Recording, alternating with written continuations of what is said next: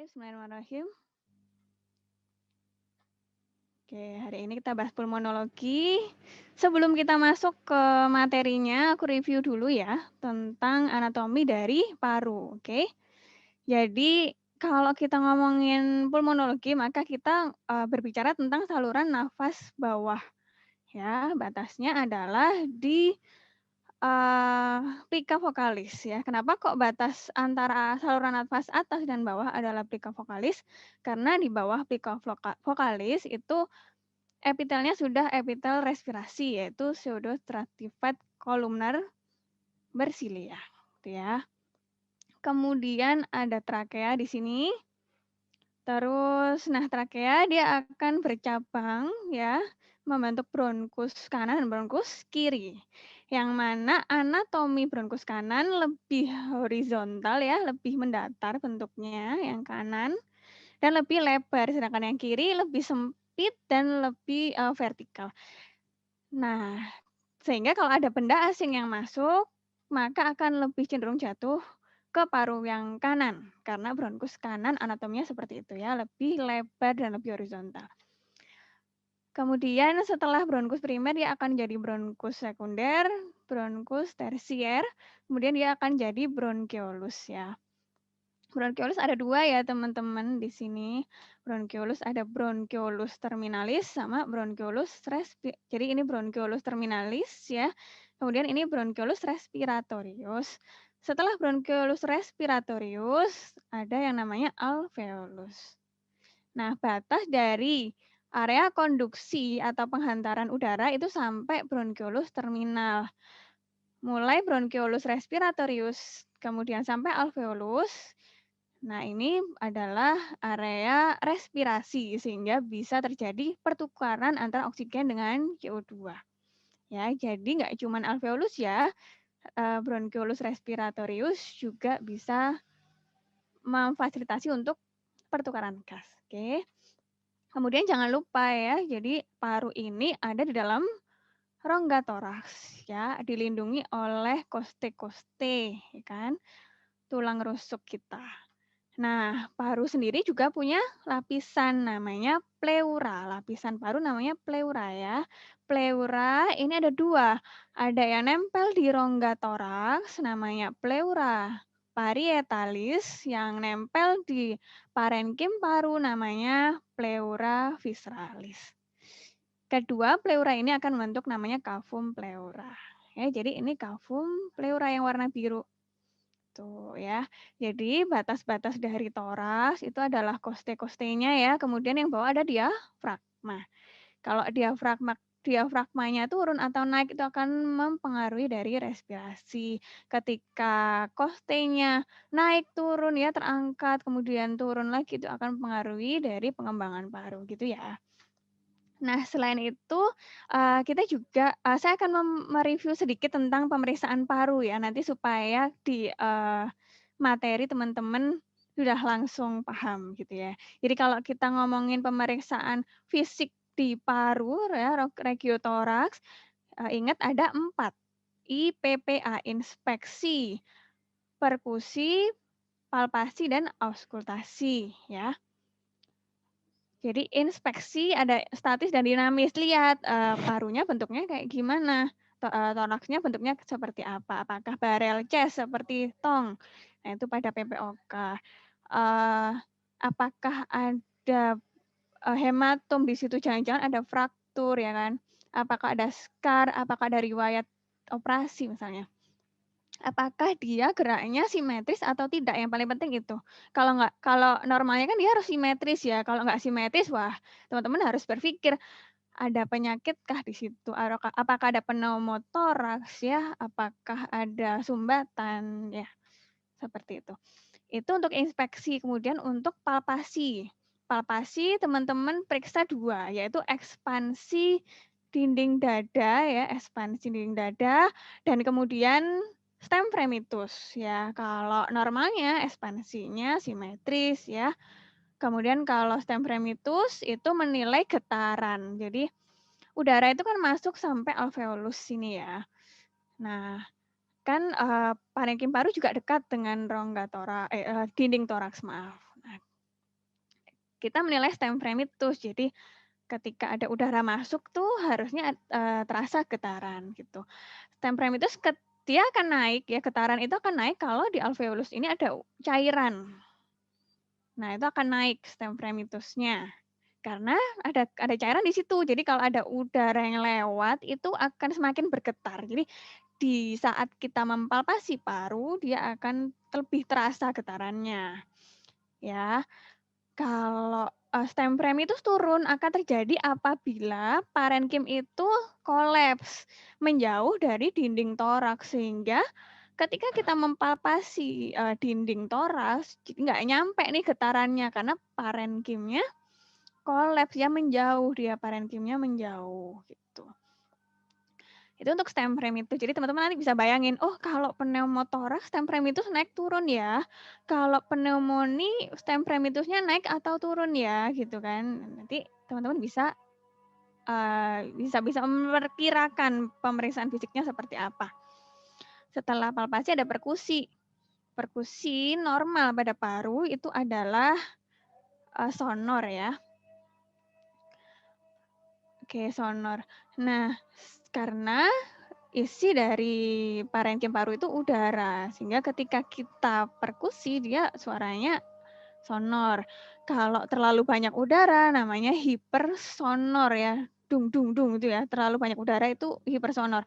Kalau cairan perkusinya adalah dullness atau pekak gitu ya. Jadi teman-teman bisa lagi nyocokin nanti kalau penyakitnya banyak cairannya maka perkusinya apa, kalau penyakitnya banyak udaranya maka perkusinya hipersonor, kalau banyak cairannya maka perkusinya adalah dullness ya. Yang terakhir auskultasi. Nah, auskultasi itu tergantung di mana kita meletakkan stetoskop ya kan. Nah, tapi utamanya kan kita mengevaluasi dari parenkim ya. Jadi kalau di parenkim sendiri suara auskultasi yang normal itu adalah pola vesikular. Kalau vesikular itu normalnya adalah inspirasi banding ekspirasi adalah 2:1. Jadi memang inspirasi lebih panjang daripada ekspirasi. Ya.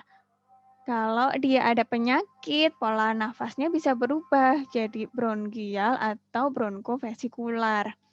Ke bronkofesikular dulu ya. Kalau bronkofesikular polanya adalah 1:1. Jadi yang awalnya 2:1 jadi 1:1. Ekspirasinya memanjang.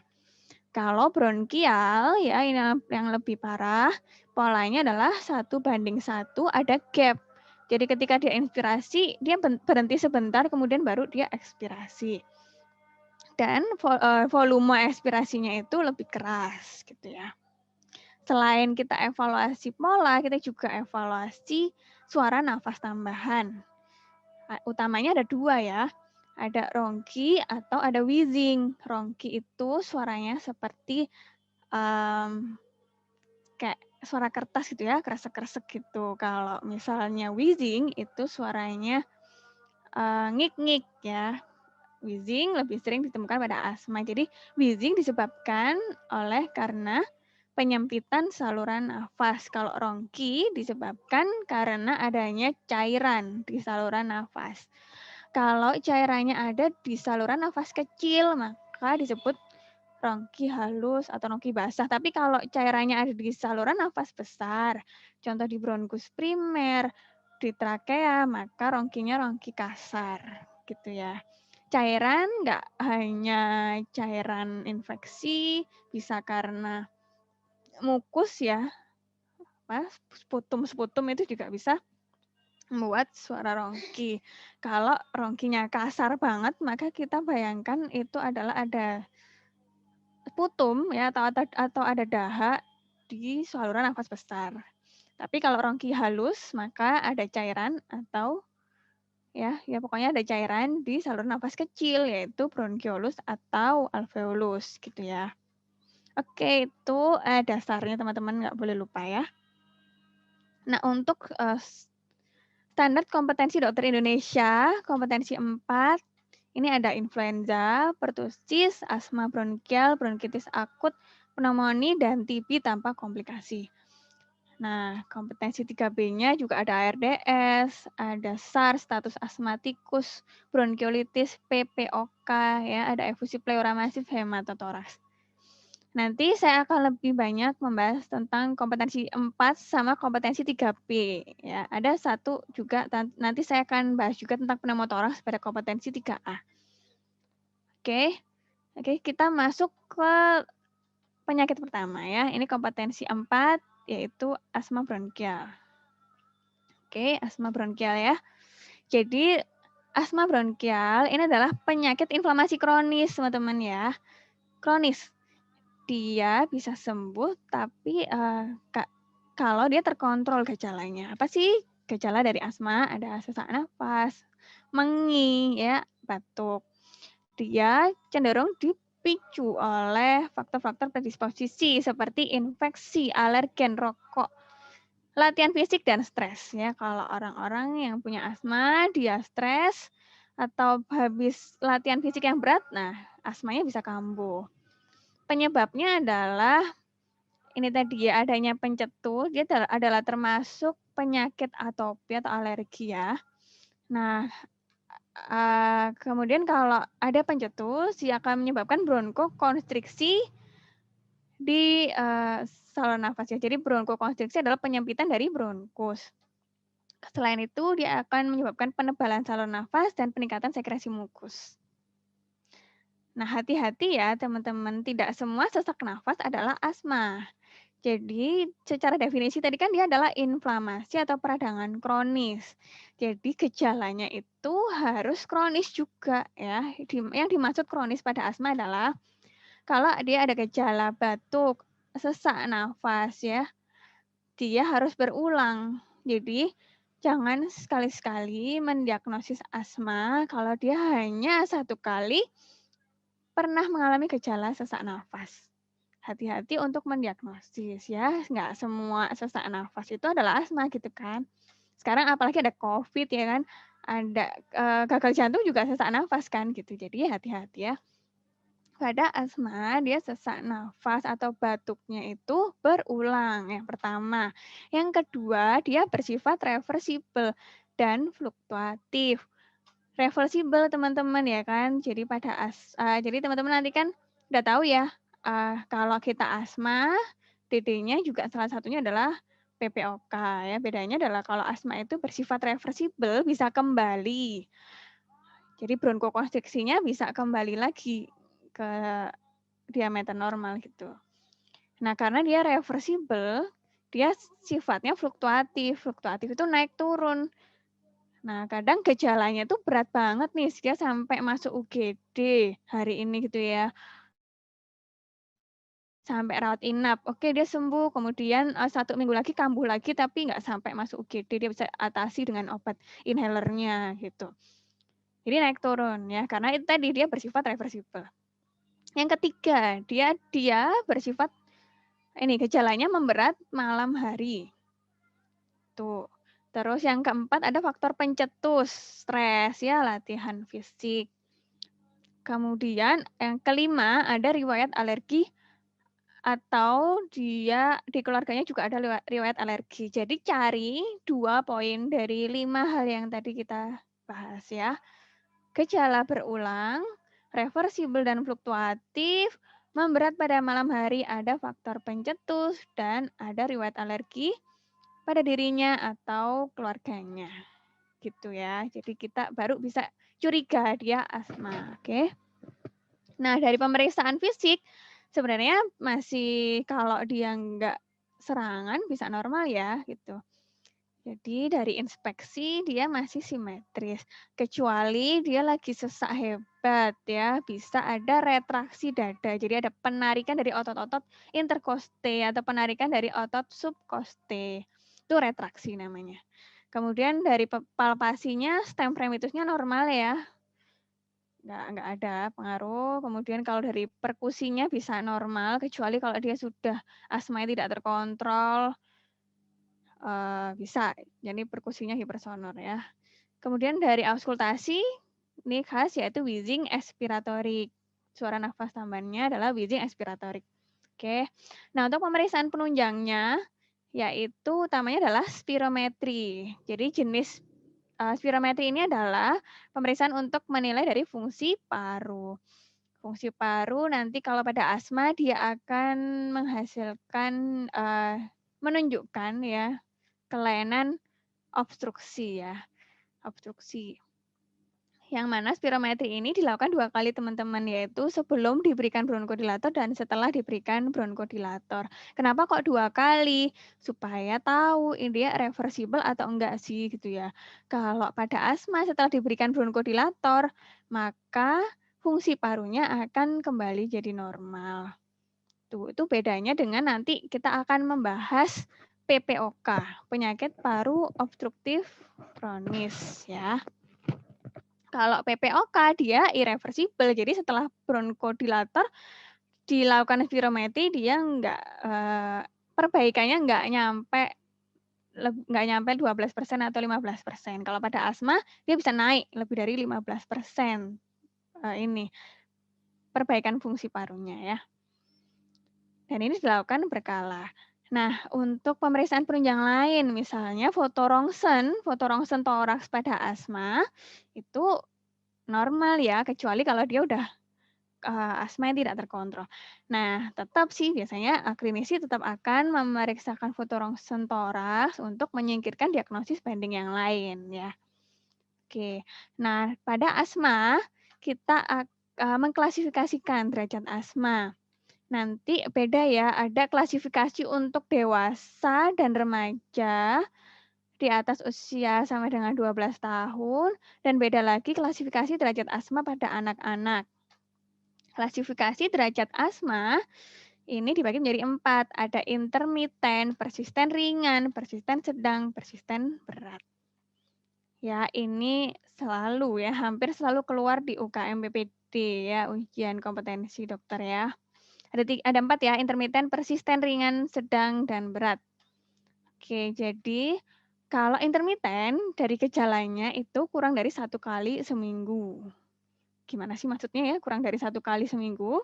Berarti ya nggak selalu ada tiap minggu. Jadi minggu ini ada gejala, minggu depan belum tentu ada gitu ya. Kalau persisten ringan gejala lebih dari 1 kali seminggu. Tetapi kurang dari 1 kali sehari. Jadi nggak tiap hari nih persisten ringan ya, kan kurang dari 1 kali sehari. Nggak tiap hari, hari ini ada gejala, besok nggak ada gitu ya. Besoknya lagi ada, jadi lebih dari 1 kali seminggu. Kalau persisten sedang gejalanya setiap hari. Nah, bedanya apa dengan persisten berat? Ya kontinu, gejala terus-menerus, aktivitas fisik terbatas sekali. Jadi aktivitas dasar aja dia kadang-kadang udah sesek gitu ya. Jadi kontinu gejalanya kalau yang persisten berat ya. Jadi persisten sedang dan berat sama-sama setiap hari, tapi pada persisten berat dia gejala terus-menerus, sering kambuh dan aktivitas fisik terbatas. Selain itu kita juga bisa menilai dari gejala saat malam hari. Kalau pada intermiten kurang dari sama dengan 2 kali sebulan, kalau pada persisten ringan lebih dari 2 kali sebulan, persisten sedang lebih dari 1 kali seminggu. Kalau yang berat bisa sering atau bahkan setiap hari gitu ya. Itu untuk yang dewasa dan remaja. Nah, untuk anak berbeda ya, bergeser dia. Tuh, sama klasifikasinya ada 4, ada intermiten, persisten ringan, persisten sedang, persisten berat. Tapi kalau pada anak sudah disebut intermiten, ya, ini bila gejala asmanya kurang dari 6 kali per tahun atau jarak antar gejala lebih dari sama dengan 6 minggu. 1 bulan itu kan 4 minggu ya. Jadi mudahnya adalah tidak setiap bulan pada intermiten ya. Jadi pada anak itu dia disebut intermiten kalau gejala asmanya tidak terjadi setiap bulan. Jadi bulan ini ada gejala, bulan depan bisa tidak ada gejala. Bulan depannya lagi ada gejala. Ya, jadi gejala asma kurang dari 6 kali setahun atau jarak antar gejala lebih dari sama dengan 6 kali lebih dari sama dengan 6 minggu. Kalau persisten ringan, gejala asma lebih dari 1 kali sebulan, kurang dari 1 kali seminggu. Jadi ini tidak setiap minggu. Kalau yang intermittent tidak setiap bulan, kalau persisten ringan tidak setiap minggu. Kalau persisten sedang, lebih dari 1 kali seminggu, namun tidak setiap hari. Kalau persisten berat, setiap hari. Jadi lebih ini ya, lebih mudah menghafalkan yang anak ya. Jadi kalau persisten berat itu setiap hari, kalau persisten sedang ini tidak setiap hari ya, hari ini iya, besok enggak. Kalau persisten ringan tidak setiap minggu, kalau intermittent tidak setiap bulan. Oke. Selain dari derajat keparahannya, kita juga klasifikasi asma berdasarkan level kontrol asma. Untuk level kontrol asma kita bagi menjadi 3 ya, ada terkontrol penuh, terkontrol sebagian, sama tidak terkontrol. Kapan sih kita pakai level kontrol asma? Biasanya ketika kita evaluasi pengobatan ya. Jadi kalau pada orang asma, dia harus kontrol setiap bulan. Nah, kemudian saat mereka kontrol, kita harus evaluasi level kontrol asmanya gitu. Nah, ini dibedakan berdasarkan apa ya? Ada dari poin gejala sehari-harinya, keterbatasan aktivitas, gejala malam hari, penggunaan reliever. Reliever itu pelega ya, atau inhaler yang reliever. Kemudian fungsi parunya dan dari riwayat eksaserbasi atau serangan ya. Kalau dia terkontrol penuh, maka nggak boleh ada semua ya. Nggak boleh ada keterbatasan aktivitas, gejala malam hari. Fungsi parunya harus normal dan tidak boleh ada eksaserbasi atau serangan. Gejala sehari-harinya boleh sih ada, tapi maksimal 2 kali seminggu. Dan ini juga berkorelasi dengan penggunaan peleganya, juga nggak maksimal adalah 2 kali seminggu. Kalau ada salah satu dari poin ini, maka dia bukan terkontrol penuh, bisa terkontrol sebagian atau tidak terkontrol. Kalau dia mendapatkan 3 tanda, maka 3 tanda atau lebih, maka dia tidak terkontrol. Nah, ketika teman-teman membaca soal vignette ya, cari dulu poin-poin penting seperti keterbatasan aktivitas sama gejala malam hari. Begitu ada, maka dia bukan terkontrol penuh. Atau kalau dia dari riwayat eksaserbasi, kalau dia datang ke IGD dengan serangan asma, jelas dia bukan terkontrol penuh, gitu ya. Selain dari kita evaluasi dari hal-hal tersebut, setiap bulannya kita bisa evaluasi dari pasien ya. Pasien bisa evaluasi dirinya sendiri, yaitu dengan mengisi kuesioner ACT. ACT kepanjangan dari Asthma Control Test ya. Asthma Control Test ya. Jadi namanya juga asma kontrol test, jadi dia untuk membedakan apakah dia terkontrol penuh, terkontrol sebagian, atau tidak terkontrol. Jadi pada kuesioner ACT ini dia ada 5 pertanyaan teman-teman. Nah ini ya pertanyaannya, apakah selama 4 minggu terakhir seberapa sering sih asma mengganggu Anda untuk melakukan pekerjaan sehari-hari? Nah, gitu. Kalau tidak pernah skornya 5. Begitu seterusnya ya. Jadi skor terbaiknya adalah 5, karena ada 5 pertanyaan maka total skor terbaik adalah 25. Kalau dia skornya 25 maka terkontrol penuh. Kalau 20 sampai 24 terkontrol sebagian. Kalau kurang dari sama dengan 19 maka tidak terkontrol. Nah, ini bisa diisi oleh teman-teman. Bisa diisi oleh pasien ya, tiap bulannya. Kita evaluasi dari sini ya. Nah, oke, terapinya apa dong kalau gitu? Nah, terapinya ada 2 teman-teman, ada pelega, ada pengontrol ya. Bahasa Inggrisnya adalah reliever ya untuk pelega, kalau pengontrol adalah controller. Ketika serangan akut, maka kita berikan reliever. Nah, controller itu dipakai setiap hari untuk mengkontrol. Jadi gini, sebenarnya Kalau kita kembali ke patogenesis asma, jadi ketika ada pencetus, dia menempel pada reseptor imunoglobulin E pada sel emas ya, sel emas mengalami degranulasi dari mediator-mediator inflamasi. Ternyata mediator inflamasi ini nggak cuma bikin respon akut ya teman-teman. Inflamasinya itu bisa terus-menerus ya, kronis sifatnya. Nah itu akan merusak dari bronkus gitu. Nah, kalau respon akut maka kita atasi dengan reliever ya. Jadi ketika ada gejala, ketika dia serangan kita atasi dengan reliever. Nah, respon inflamasi yang terus-menerus bersifat kronis itu kita harus kontrol pakai controller. Kenapa sih kita harus mengkontrol inflamasi yang terus-menerus terjadi pada asma supaya dia tidak mengalami eksaserbasi, supaya dia nggak semakin parah gitu ya derajat keparahannya gitu. Nah, untuk reliever kalau pada asma lebih terpilih beta agonis ya, beta agonis karena dia untuk pelega, maka pilih yang short acting atau SABA, short acting beta agonis ya, beta 2 ya, lebih ke beta 2, reseptor beta 2. Contohnya adalah salbutamol, terbutalin. Ya, insya Allah teman-teman sudah sangat familiar ya dengan obat ini ya, salbutamol. Hati-hati, ada nama lainnya. Salbutamol nama lainnya adalah albuterol. Oke, kemudian antikolinergik dan golongan ini golongan dari aminofilin ya, teofilin ya ini. Oh ya, golongan dari metilsantin ya. Contohnya adalah aminofilin dan teofilin. Kemudian adrenalin juga bisa diberikan pada asma, pada serangan, tapi di nebulisasi ya adrenalinnya ya atau epinefrinnya. Jadi kita pakai SABA, kemudian antikolinergik kerja cepat juga yang short acting ya, namanya adalah ipratropium bromida. Kemudian kita bisa berikan aminofilin dan kalau perlu adrenalin ya atau epinefrin tapi lebih terpilih untuk dinebulisasi ya.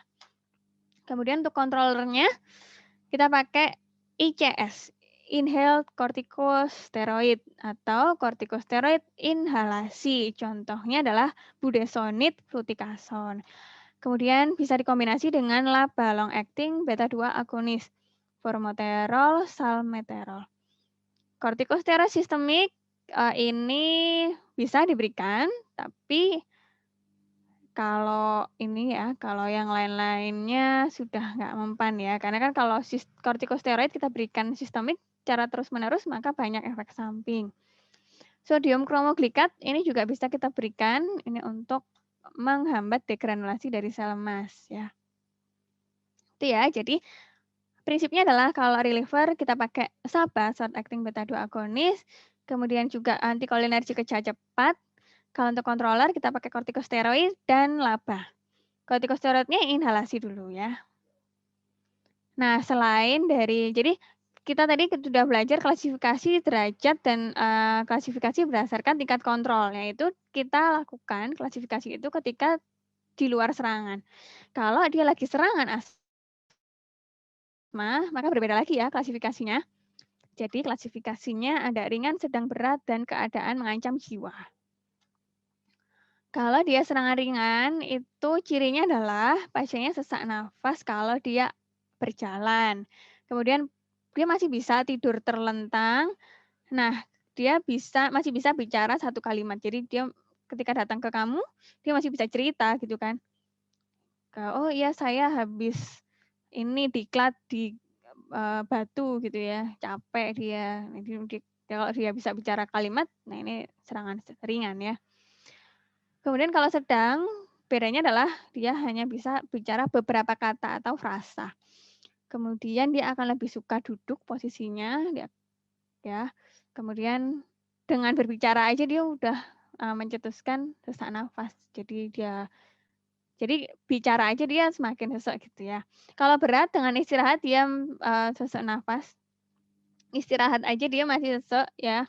Posisinya dia akan duduk lebih membungkuk lagi, kemudian dia hanya bisa bicara kata demi kata dan sangat gelisah.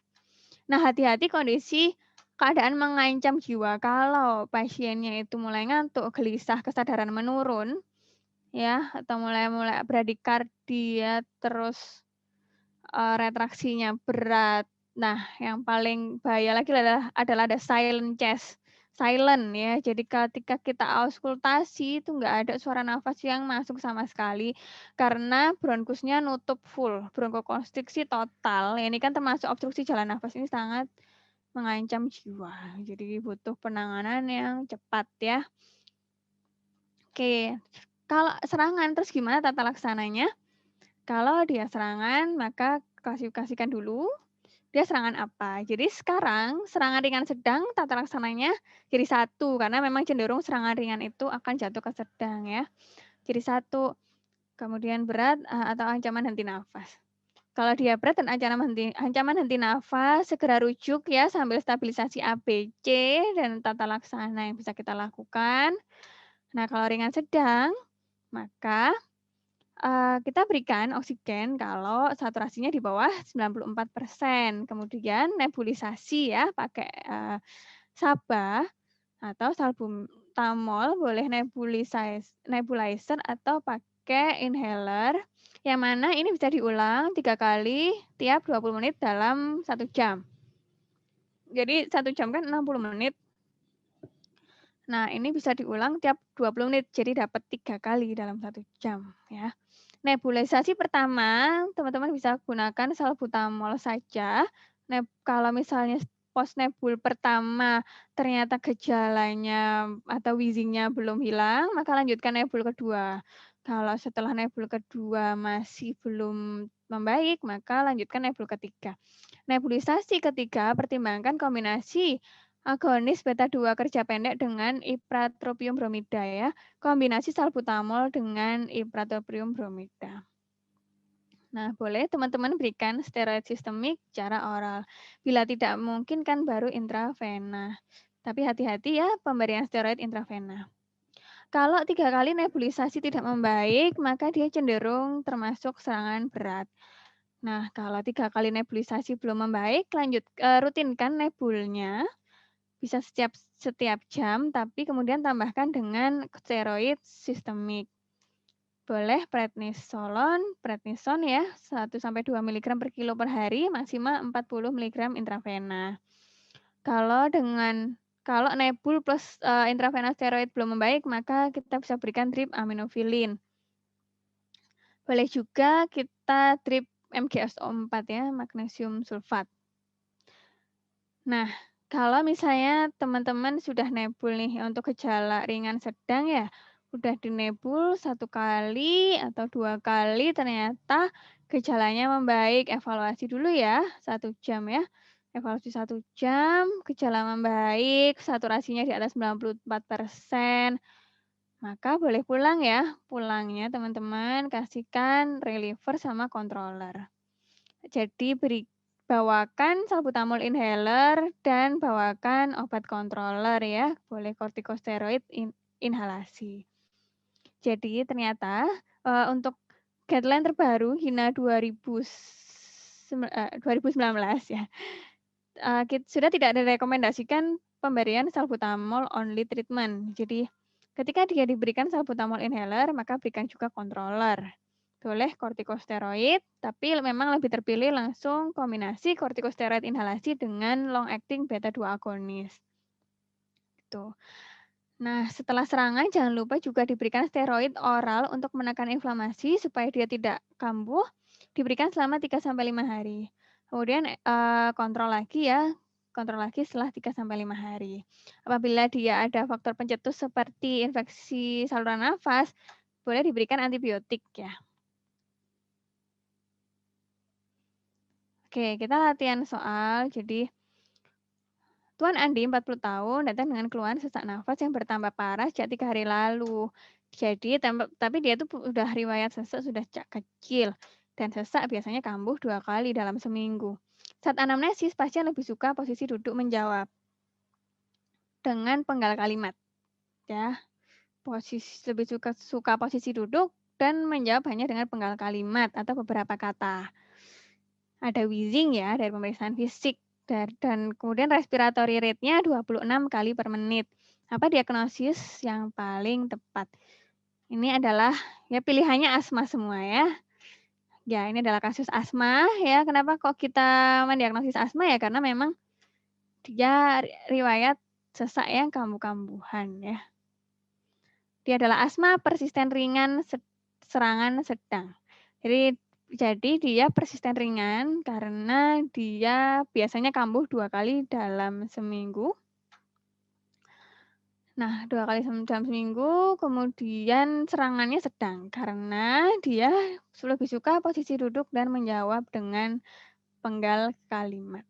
Oke.